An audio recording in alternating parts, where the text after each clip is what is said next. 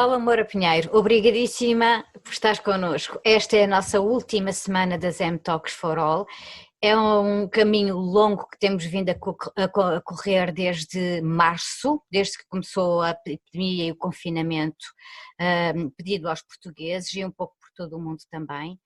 Foi um trabalho que nos deu imenso prazer conhecer tanta gente, ouvir tantas perspectivas, ver tanta forma como as pessoas estavam a lidar com a situação assim, não só com a situação em si, mas também com tudo o que veio para trás e tudo o que agora vemos já chegados a julho, confortavelmente em julho, o que é que será o futuro em termos de trabalho, de sociedade, de pessoas, de humanismo, de humanidade, de alterações climáticas, do que é que isto trouxe ou não trouxe em termos de perspectivas para as pessoas. Tivemos aqui este trabalho de ouvir pessoas de todo o tipo, do universo do Festival Mental, e cabe-te a ti, Paula, com muito prazer, seres quem vai abrir esta nossa última semana de meses de trabalho. Tem sido habitual para quem nos segue, e também nas M-Talks em sala do Festival Mental, que vamos começar para a 4ª edição, a preocupação de falar de saúde mental com uma ponte obrigatória com a comunicação/comunicação social, porque sem ela, sem vocês, sem o jornalismo, o que é sério, obviamente, não é o outro, nada disto faz sentido. E porquê, do meu ponto de vista? Porque não chega às pessoas, não é? Não é fechados em sala a fazer coisas giras que saúde mental pode ser debatida. Nesse sentido, há muitos colegas que têm já estado a moderar M-Talks de todo o tipo de temas que temos debatido desde a nossa primeira edição e estava aqui a falar nesta pré-conversa contigo em como eu dizia que muitos jornalistas não sabem falar de saúde mental posto de uma forma assim tão taxativa. Ao que tu irias responder? Eu respondo que... Olha, respondo com uma matéria que tem a ver com o meu tipo específico de trabalho. Eu faço aquilo que se convencionou chamar, há muitos anos, convencionou-se chamar jornalismo cultural. Eu não gosto nada dessa expressão. E há uns anos atrás, até foi a Clara Ferreira Alves que uma vez escreveu: eu não sou uma jornalista de cultura, eu sou uma jornalista culta.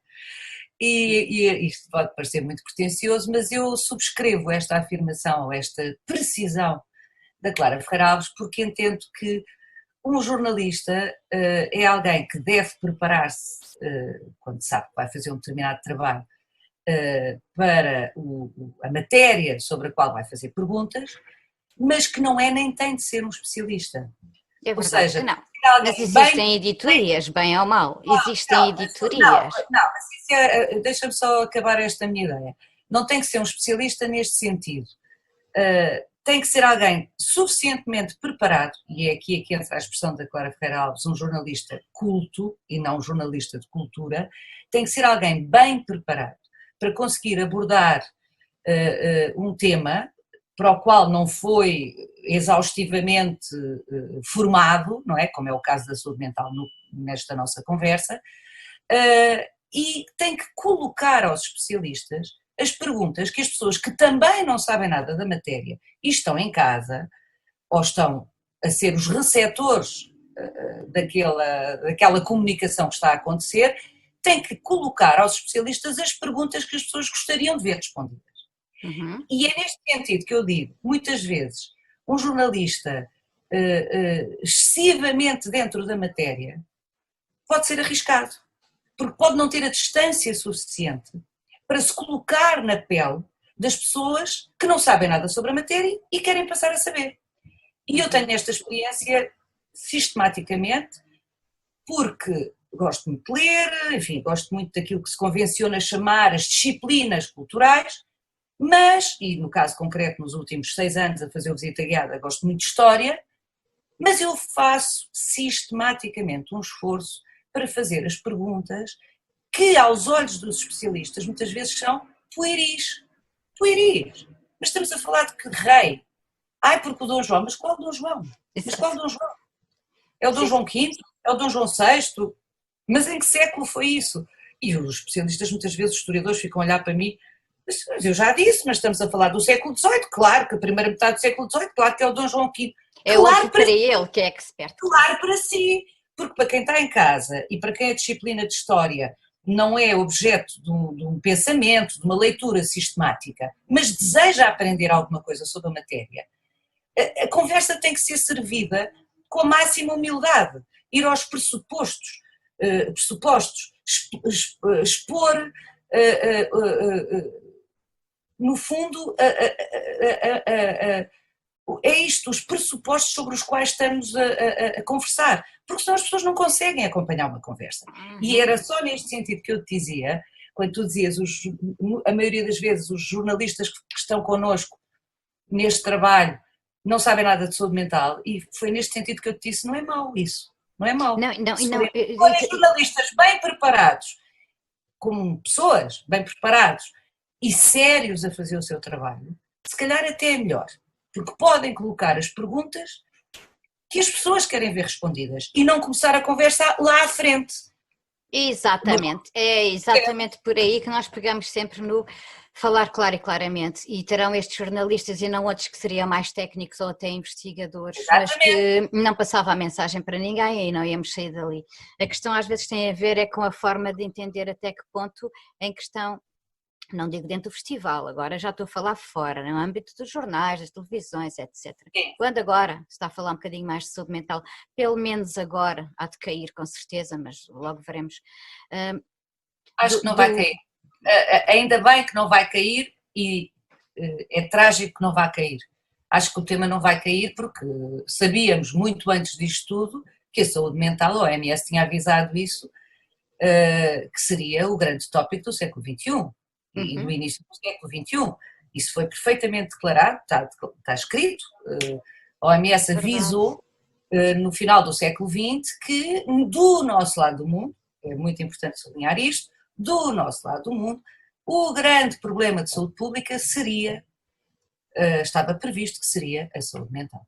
O problema é, enquanto não houver vontade política, como não há, nada vai acontecer. Falar é uma coisa, fazer é outra, todos sabemos. Claro. A questão aqui, voltando à imprensa, passa a ver é que para determinadas pessoas, e quando o foco vai sempre para as mesmas, como tem sido, isto é só uma leitura do que tem sido até agora, obviamente que já se sabe que aquela pessoa vai dar aquela resposta e que não se vai passar nunca para outro nível nem para outra coisa. E a partir do momento em que para se falar de determinado assunto, já sabemos que a instituição vai ser chamada aquela. E é aquela, e ponto final, e estamos sempre no mesmo, presumo que desde o final do século XX, e com este esforço agora de tentar falar mais... O problema do abandono de políticas de saúde mental começou muito antes. Exato. Começou muito antes. E com este esforço da promoção e da literacia, que está a ser difícil, mas que pelo menos da nossa parte estamos a dar o nosso melhor, mas lá está outra vez, somos sociedade civil, não somos Estado, nem nada,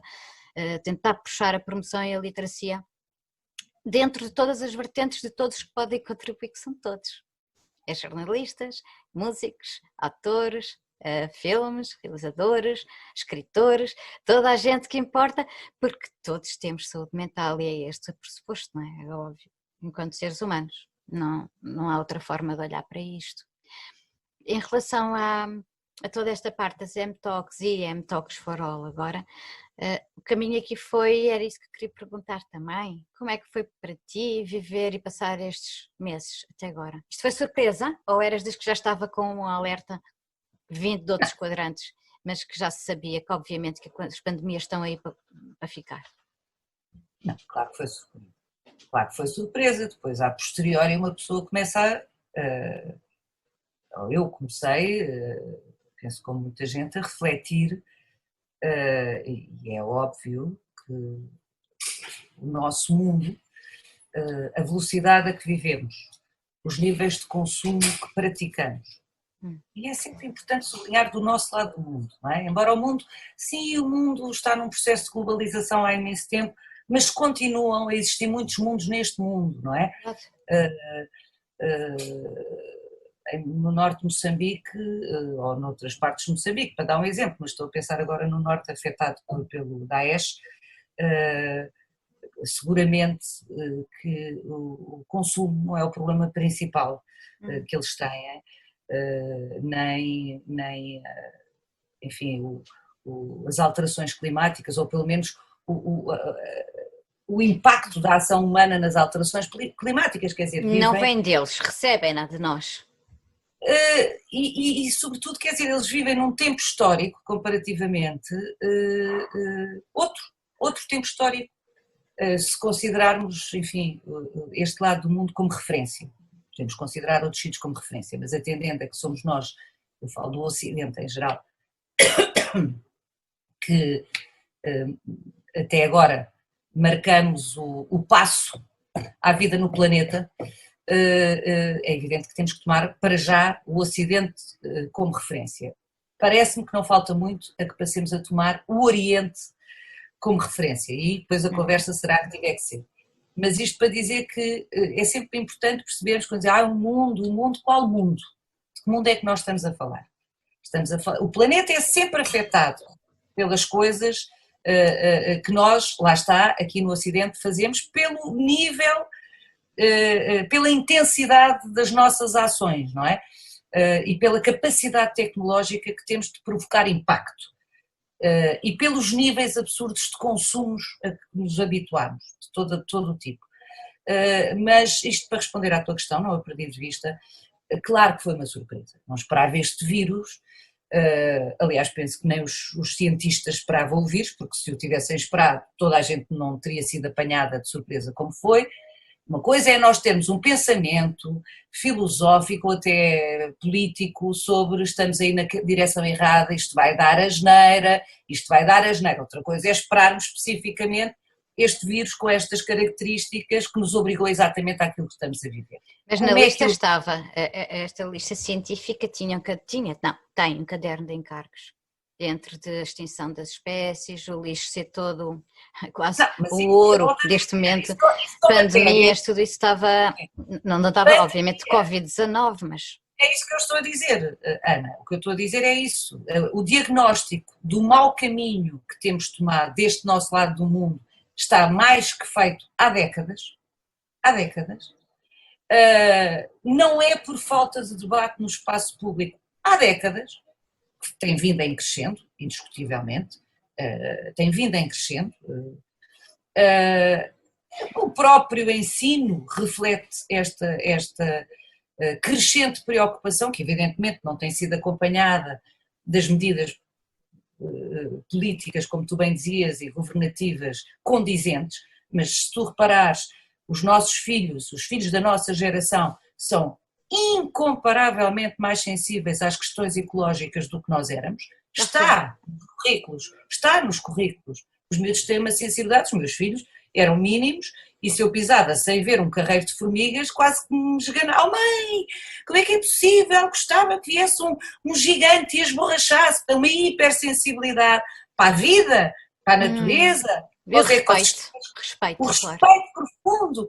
Não é que eu não o tivesse, adoro animais, adoro a natureza, mas não era uma coisa tão educada e os miúdos já foram educados nesses princípios. Portanto, eu não tenho uma leitura catastrofista. Nós não sabíamos de onde é que o leite vinha, punham o leite em cima da mesa, nunca nos foi explicado como é que aquilo ali chegava, não é?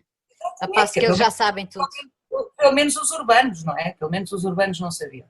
Portanto, isto tudo para te dizer que, claro que o diagnóstico do desastre em curso estava feito há muito tempo, isso tinha tido algum impacto em políticas públicas, como o ensino, concretamente, para se despertar os miúdos para as questões ecológicas, mas ninguém me venha dizer que sabia que ia aparecer o Covid-19. Não, especificamente este não. Foi só em pandemias em geral. Porquê é que este nos obriga ao confinamento? Por causa do nível de contágio, que aparentemente é uma coisa sem precedentes, é uma loucura, não é? A facilidade com que se contagia. E é isso que nos obriga a este múltiplo confinamento, não é? E, portanto, tudo isto é novo. Sendo anunciado, é novo. Os termos exatos da coisa, não é? Sim, os termos exatos, sim.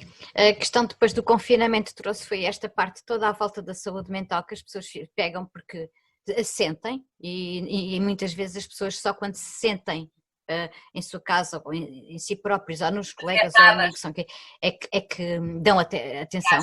Ele sempre lá teve, mas só agora é que eu estou a olhar para ti, não é? É assim que funciona, infelizmente, mas pronto, é como é. E começando agora a falar daquilo que se vai falar, que é o stress pós-traumático, que nós vamos só poder ver e avaliar daqui a uns meses, porque leva tempo, não é? A ver, e vai a sociedade portuguesa começar a senti-lo. Logo imediatamente a ansiedade a vários níveis, o mais leve, o mais moderado, o mais grave, conforme também como as pessoas estavam, porque como dizemos aqui… eu acho que é uma questão muito importante, sim. É que o confinamento foi muito diferente para muitas pessoas. Muita gente aqui disse nas M-Talks for All, quer dizer, tenho uma casa A, outro que está numa casa B, C, D ou E, e são muito diferentes umas das outras. Se um tem piscina, jardim, um confinamento será diferente de um que está num T0 com 3 filhos e… Há confinamentos e confinamentos e resultados para a saúde mental para cada forma de viver, obviamente diferentes. No teu caso específico, como é que foi o teu confinamento?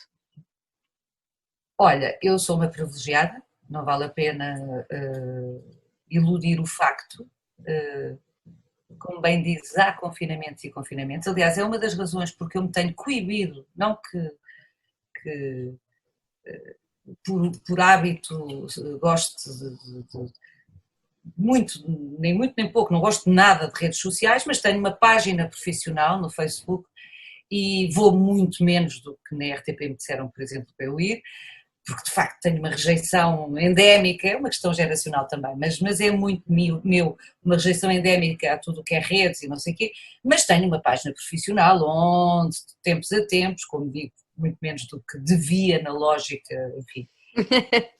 Esta lógica, a lógica é do compulsivo. Que é uma coisa que me põe doida, mas pronto, eu teria imensas coisas para dizer que não digo, para te responder. Não digo por pudor, porque exatamente tenho a aguda percepção que sou uma privilegiada e, portanto, aquilo que eu podia dizer do bem que me sou durante imenso tempo este confinamento pode ser altissimamente ofensivo para muita gente ou no mínimo pode magoar muita gente e eu não quero fazer isso.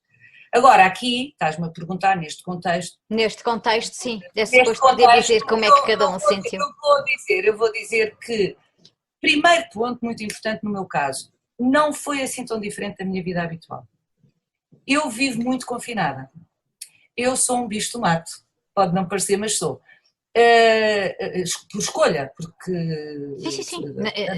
Adoro pessoas, adoro festa, adoro divertir-me, mas preciso imenso do meu tempo e do meu espaço para mim e de algum isolamento até, porque senão não me concentro. A vida é uma coisa demasiado apelativa, demasiado interessante e exatamente porque eu gosto tanto, eu tenho que criar condições e desde muito cedo criei condições e treinei aliás os meus filhos para, desde pequeninos, entreterem-se sem estarem permanentemente a interromper a mãe, etc. Portanto, mas como é que tu trabalhas? Agora não, que eles são crescidos, mas quando eles eram pequenos, as minhas amigas diziam, os meus colegas, mas como é que tu consegues trabalhar em casa? Sempre adorei trabalhar em casa. Mas como é que tu consegues trabalhar em casa?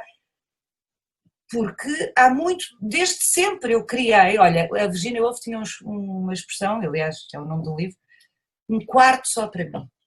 Um quarto só para mim. E eu sempre, desde que tive, aliás, eu estava a pensar, desde que tive a minha primeira casa, não, já em casa da minha mãe, eu tinha um quarto só para mim. Eu tinha um quarto, no sentido, tinha um espaço que era meu, onde não me interrompiam, e eu sempre precisei disso. Sempre precisei disso. Portanto, ainda antes de querer, foi uma questão de necessidade. É a minha natureza, é a maneira como eu produzo, é a maneira como eu penso. Isso, para eu pensar bem, para me concentrar bem, tenho que estar num quarto só para mim, usando a expressão da Virginia Woolf. E portanto, este confinamento encontra-me no meu quarto só para mim. Digamos que 50% do meu tempo, não estou a exagerar, pelo menos, da minha vida profissional é passada sozinha comigo e com os meus livros. A estudar, a pensar, a escrever, muito a ler e a escrever no sentido de eu sou uma pessoa que aprende muitas ideias escrevendo. reformulando, e isso tudo em escrita. E, portanto, o confinamento Em nada foi diferente, pelo contrário, Não, foi diferente. Foi Não, foi diferente diferente. porque veio ter contigo, Foi de alguma diferente maneira. porque depois, eu gosto desta coisa um bocadinho oscilante, que é, passo um dia inteiro sozinha e depois adoro receber amigos para jantar. E essa parte é que obviamente não acontecia. E Claro. tão ao mais importante, para mim, não é tão ao mais importante, mas mais urgente, a expressão é esta, do que os amigos é a minha família próxima. Aí é uma necessidade, no meu caso, novamente, outra vez uma privilegiada, é um caso eu preciso de estar com eles, preciso de os ver para estar bem. E, claro. Foi parte da sensação e do apoio físico, não é? Que é preciso ter com os nossos, com as pessoas. Também depende da natureza das relações que tu tens claro. com a tua família, não é? Eu tenho a sorte de ter uma mãe com quem eu tenho uma relação maravilhosa e que é uma pessoa maravilhosa e que me faz fisicamente falta. A minha irmã, os meus sobrinhos, o meu filho ainda vive comigo, portanto foi ótimo, ele é um bocado como eu, gosta imenso do seu quarto só para si e portanto temos 2 cães, aliás em rigor tínhamos um, quando começou o confinamento ele encontrou uma cadelinha abandonada a meio do confinamento e trouxe-a para casa, portanto a meio do confinamento passámos a ter 2 cães e uma tarefa acrescida que era cuidar e educar, mas educar, vamos pôr 3 traços por baixo do educar, que porta-se tão mal, não tem uma explicação. Uma cadelinha que o meu filho chamou Cura, somente encontrámos-la, ou ela encontrou-me no meio, esta cadelinha encontrou-me no meio de uma pandemia, vamos chamar-lhe Cura. Eu disse, mas que nome tão giro. E então temos agora a Cura, tínhamos a Tica e agora temos a Cura, portanto tivemos os 4, a minha filha já não está a viver connosco, estivemos os 4 muito tranquilos, até certa altura. A partir de certa altura não deixámos propriamente de estar tranquilos e a saborear isto, mas começou-se a tornar pesado, não podemos abraçar e estar com as pessoas de quem gostamos. Mas digamos que não foi sufocante, não foi angustiante, angustiante foi pelo estado geral da situação e da saúde das pessoas. Tu foste daquelas que andou atrás do monotemático que havia nos temas e nas televisões ou conseguias desligar de vez em quando? Não, eu sou mesmo resistente, eu sou old school, papel, e portanto como não ia comprar jornais, até porque os assino, isto parece um contrassenso, mas não é, porque assim, hoje para termos as últimas notícias tens que assinar, porque não é o papel que te consegue dar a atualidade ao minuto. Portanto, o que nós combinámos aqui em casa, o Rodrigo também, o meu filho também é viciado em notícias, somos os 2 muito viciados em notícias, o que nós combinámos a certa altura foi só vemos um serviço noticioso. Vimos o telejornal todas as noites, uma vez por dia acabou. Só às 8 da noite. Acabou a conversa, porque isto é um inferno, claro. Nos primeiros dias era a hora, mãe, não sei o quê, Rodrigo, já reparaste? Era a todo um instante, quer dizer, era um sufoco. Não era bem um sufoco, volto a dizer, porque nós particularmente estivéssemos muito desconfortáveis com o confinamento, mas era um fator de ansiedade com o estado geral das pessoas. Pronto. Então é esse é o ponto que eu te pergunto, são capazes os meios de comunicação social de provocar medo se a pessoa ficar não são os meios de comunicação social ligada. É a maneira como as pessoas se relacionam com e também não é os meios de comunicação social. A informação, através dos vários meios de comunicação social, para ser rigoroso, é assim, faz o seu trabalho. Agora, as pessoas têm que fazer, cada um de nós tem que fazer o seu. E o seu é gerir a sua vida. Esta coisa muito contemporânea, estar sempre a pedir contas a terceiros, é uma coisa que me enerva. A culpa é disto, a culpa é daquilo. Primeiro, não vamos cá parar com a expressão culpa. Vamos parar com a expressão culpa, que é odiosa, não é? E fonte de tantos males. Há situações em que há culpa, calma, mas eu estou a dizer, de uma maneira geral, não usemos tanto a palavra culpa. Falemos de responsabilidade. Cada um de nós tem que ter a responsabilidade de gerir a sua vida naquilo que lhe é possível. Se eu ficar sem emprego numa altura destas, eu não vou ter a capacidade de decidir sozinha que quero outro emprego, porque isto não é assim. Agora, no que diz respeito ao consumo da informação, eu tenho a possibilidade, o livre-arbítrio De escolher. e de escolher. Portanto, não nos coloquemos, eu não me coloco seguramente, e faz muita impressão, quem por norma e por defeito, porque é uma coisa muito arraigada na sociedade portuguesa em particular, que é a história, e agora? E agora quem é que me paga isto? E agora não sei o quê? E, quer dizer, há muita coisa que não é para perguntar aos outros, e agora? Quer dizer, centrem-se e organizem-se e decidam sobre os termos da vossa própria vida. Cada E um da capacidade tem de escolha. capacidade de escolher muita coisa, nomeadamente não ficar refém. Agora dizes-me, há pessoas mais frágeis, mais suscetíveis. Claro, e muitas vezes as pessoas mais velhas sentem-se mais sozinhas, consomem mais televisão, isso acontece, isso é um problema, Claro. não é? E a oferta que lhes é dada não é propriamente a melhor das coisas, porque é mesmo para ser deprimente ou histérica, particularmente histérica. Mas é que eu estava mais a falar é quando tu não tens efetivamente essa capacidade de escolha a partir do momento. Bem, eu faço pouco, atenção, que eu cada vez menos vejo televisão, mas portanto estou à vontade até para falar. Mas quando vejo. O meu consumo de informação não é tanto televisão, é como eu assinei 3 jornais portugueses. Está-me sempre a cair a informação. Está sempre no telemóvel. Tu vais com essa capacidade de escolha que é, estás no canal, ou então em determinada hora clicas e está futebol, e ligas e está futebol, e outro ligas e está futebol, nos de futebol, nos de não futebol, e nos outros todos, e tu segues muitos canais em que tu vês o mesmo tema, a mesma informação, a mesma notícia, seja nos generalistas, seja nos especializados, igualzinho. Aí não tens capacidade de escolha. Vais para a rua, entras no café, não sei o que, está futebol. Sabes qual é a capacidade de escolha? Fechas a televisão. A do café também posso? A do restaurante? Está em todo lado. Tu não consegues fugir. É isso que eu quero. Estou a falar da tua casa. Da minha casa eu posso. Mas no resto vês que não dá, é impossível. Ou estás na praia. Os sítios públicos todos em Portugal têm esta coisa de televisão. Estão muito saturados, estão. E está no futebol.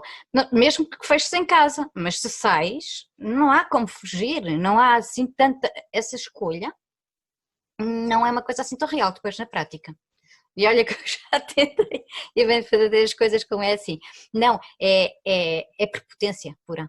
É prepotência em relação ao futebol, como foi em ver Covid dentro das casas. Há a opção aí sim de desligar e pôr um disco a tocar e ir ler um livro e fazer outra coisa, obviamente. Ir fazer um bolo, ir falar ao telefone com o melhor amigo ou amiga. Olha, ligar o Zoom, conversar. Agora estou a brincar contigo. Há sempre escolhas. Mas à parte, tiveste tempo para refazer ou reler ou rever coisas que... Não, isso eu tenho que reconhecer que eu esperava mais de mim. Então. Eu organizei um bocadinho a minha biblioteca, que é sempre um caos. Quer dizer, não é um caos completo, mas é um caos. É um caos, estou a olhar para ela, Não olhes. Estou sempre a chegar livros, eu estou sempre a tentar controlar a situação e estou sempre a não controlar a situação. Isso para mim é um focozito de ansiedade. E consegui organizar uma secção importante, mas são todas importantes, mas uma secção que me é particularmente cara, mas digamos que não organizei 80% da biblioteca. Vai fazendo uma de cada vez. Pois, mas podia ter feito mais, mas olha, dei-me um break, quer dizer, pensei assim, tem que estar sempre a ser tão consequente e eficaz, não, pronto, olha, dormi imenso, pus-me a cozinhar, engordei imenso, comi imenso, bebi, enfim, disparates, saborosos, mas disparates, já emagreci, deixei de fumar, voltei a fumar. Enfim, vida, não é? Vida. Isto tudo durante estes meses. Exatamente. Para acabarmos a nossa conversa, que eu ficava aqui a falar contigo o resto do tempo, isto não pode ser. Podes deixar-nos agora aqui as sugestões olha, do que estamos a falar, dando continuidade. O que é que sugeres que as pessoas vejam, leiam, ouçam agora? É sempre uma coisa muito difícil, porque... Claro, é daquelas perguntas que acaba por ser sempre um bocadinho idiota porque ninguém tem um. Mas não interessa, é só Exato. sugestão mais fácil. O que é que agora te está a saber bem? Eu estou na dúvida, dado o nosso contexto, o contexto desta conversa, se sugiro uma coisa que tenha a ver com saúde mental e logo aí vai ser um bocadinho deprimente, ou se pelo contrário Saúde sugiro uma mental coisa... não é deprimente. Não, Mas depende. É não, tanta não, a saúde perspectiva. não é deprimente, o que é deprimente é a falta de A saúde. doença mental, essa sim. Mas, olha, ou Ou, duas. pronto, então eu vou dar uma sugestão de um livro, aliás, mais propriamente uma autora, que foi uma das minhas grandes, para mim, uma descoberta daquelas maravilhosas, para mim, volto a dizer, mas eu não foi, por acaso não é uma descoberta só para mim, porque esta escritora, que já morreu, é a primeira vez que foi editada desta forma consequente e com um impacto global, foi postumamente. E ela morreu já com alguma idade. E portanto, olha a cura e a tica. Estão-se a zangar. Não, estou a brincar. A pequenina está sempre a morder à grande. Mas o que é que eu ia dizer? Ela chama-se Lucia Berlin. A Lucia Berlin foi traduzida para português de Portugal com um livro que se chama Manual para Empregadas de Limpeza. Uhum. Isto é logo uma introdução a um dos contos que tem este título e é uma introdução à biografia dela. São contos assumidamente autobiográficos, evidentemente é um processo literário e é uma grande escritora, e portanto isto não é jactante, não é uma coisa confessional, é um trabalho literário a partir da sua biografia, portanto ela faz um trabalho literário a partir da sua autobiografia. São contos muito duros, é uma voz literária muito dura, mas, enfim, que alguns já compararam a outros escritores, é uma coisa que me irrita sempre um bocadinho, como se fosse preciso caucionar a voz desta senhora, comparando-a com outros, mas pronto. É brilhante, sintética, arguta, crua, muito crua, mas tem um sentido de humor absolutamente desconcertante. Humor negro, autossatírico, é mais do que irónico, autodepreciativo, muito autodepreciativa. A Lucia Berlin viveu muitos problemas de saúde mental, muitos problemas de saúde mental. E isso é absolutamente assumido nos seus contos. Esteve várias vezes em processos de desintoxicação, internada em processos de desintoxicação, álcool, drogas, depressões, o que explica a sua produção literária ser tão incerta. Ela nunca deixou de escrever, mas de facto teve uma vida tão acidentada e também uma vida familiar complexa e a sua família de origem era complexa. É uma vida muito pesada, muito intensa e ao mesmo tempo muito maravilhosa. Muito maravilhosa, até porque acabou por pegar dessas fraquezas todas e fazer força, não é? E fazer um livro e fazer obra. Não, ela não fez um livro, ela fez contos dispersos que depois postumamente foram reunidos e que foram um caso a uma escala aqui mundial de reconhecimento. Fantástico, Da fantástico. crítica e do público, da crítica e do público. Mais de 10 anos depois dela ter morrido. Absolutamente notável para mim, Lucia Berlin. Depois deste primeiro Manual para Mulheres de Limpeza já houve outras edições de outros contos dela, não consigo dizer qual é a melhor coletânea, acho todos brilhantes. Sim, mas fica a referência e fica a referência para podermos ver. Vou voltar atrás com outra mulher, vou voltar atrás no tempo com outra mulher e vou sugerir a Karen Blixen, aquela dinamarquesa que resolveu ir para a África cultivar café, que se popularizou através de uma adaptação do seu livro África Minha para cinema. A adaptação foi feita para cinema, que tinha o Redford e a Meryl Streep como par romântico, e que é uma adaptação porque eu tenho muita simpatia, mas que em rigor não tem rigorosamente nada a ver com o livro, ou tem muito pouco a ver com o livro. E normalmente as pessoas não leem o livro. Porque já viram o filme, aquele número, não, já vi o filme, não, Não, Sim, e parece que ainda ninguém entendeu que são coisas diferentes. Cinema é cinema, literatura é literatura. São objetos radicalmente diferentes. Totalmente diferentes. E neste caso, mais do que é habitual, são radicalmente diferentes. E o livro é extraordinário. O livro é extraordinário. É uma história de amor, não com um homem, aliás, a história de amor protagoniza o livro.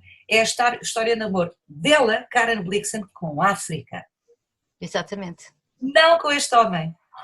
Que também existe e também está por lá. Sim, também há a parte romântica, mas não é isso o objetivo. Não, o romantismo não é uma questão de objetivo. A história de amor que ela conta no livro, ou que ela partilha, porque é claramente também autobiográfico, a história de amor que ela partilha no livro, é a sua história de amor com a África. E este livro é um livro escrito no início do século XX e é absolutamente notável. É uma voz literária também notável, maravilhosamente escrita. Ela é também uma grande escritora. Melhor do que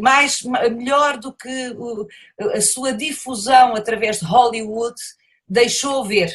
Ou seja, a sua difusão, ou a difusão do seu África Minha, ou a sua adaptação ao cinema de Hollywood, de alguma forma eu acho que não foi benéfico para que as pessoas acedessem à Karen Blixen como escritora. Não sei se me estou a fazer entender. Sim, perfeitamente. Não será a única, certamente. As pessoas que gostam muito de ler devem ter ficado com uma desconfiança, com este objeto tão popular e tal. Não, é uma grande escritora. E o ponto de vista dela, uma alta burguesa, wannabe, com pretensões aristocrata, que era, para todos os efeitos, foi para a África na posição da colonizadora absoluta, mais do colonizadora, da exploradora, não é? A exploradora estrito e lato sensu. E uma mulher que nestas circunstâncias vem do norte da Europa para o Quénia, e o ponto de vista que ela desenvolve sobre a África, naquela altura, nestas circunstâncias, sendo mulher ainda por cima, eu acho de uma contemporaneidade desarmante. A observação antropológica, sociológica, o profundo respeito e finalmente o profundo amor que ela aprendeu a construir sobre aquela terra. Uma relação da parte dela para a terra completamente improvável e também em sentido inverso, as pessoas com quem ela se cruzou, os africanos com quem ela se cruzou. Mas ela fala dos sentimentos dela, não é? Ela, claro. E portanto são as tuas sugestões. São as minhas recomendações. Karen Blixen, concretamente em África Minha, e Lúcia Berlin em Manual para Mulheres de Limpeza. Para Mulheres de Limpeza. E agora em relação à música, só para fecharmos. A música, eu também eu volto muito aos velhinhos e, portanto, gosto muito de jazz, aos mortos, passo a vida com mortos, é o que eu digo, trabalho sobre mortos, passo a vida com mortos, mas olha, Bill Withers, que é também morto, genial, adoro blues. Desculpa estar a rir, mas sei que estás a falar dos mortos com que tu ouves. Eu vivo com mortos, porque repare, passo a vida, mas achei a piada. Passa a vida a ler clássicos. Claro, mas de facto estão vivos, enquanto vivem connosco, estão vivos, é um facto. Não, mas quero dizer, sim, mas isto é uma piada, óbvio. Claro que estão vivos, os livros estão vivos, os filmes estão vivos, a música está viva, mas para te dizer que tenho sempre mais disponibilidade para os que já foram. E não sei porquê, é assim. E portanto, Bill Withers. E aqui fica, Paula Moura Pinheiro, obrigadíssima por ter estado connosco nesta que é a semana de fecho das M-Talks for All 2020. Fica bem, beijinho muito grande. Fica bem, beijinho. Fica segura, beijinho grande, até breve. Até breve.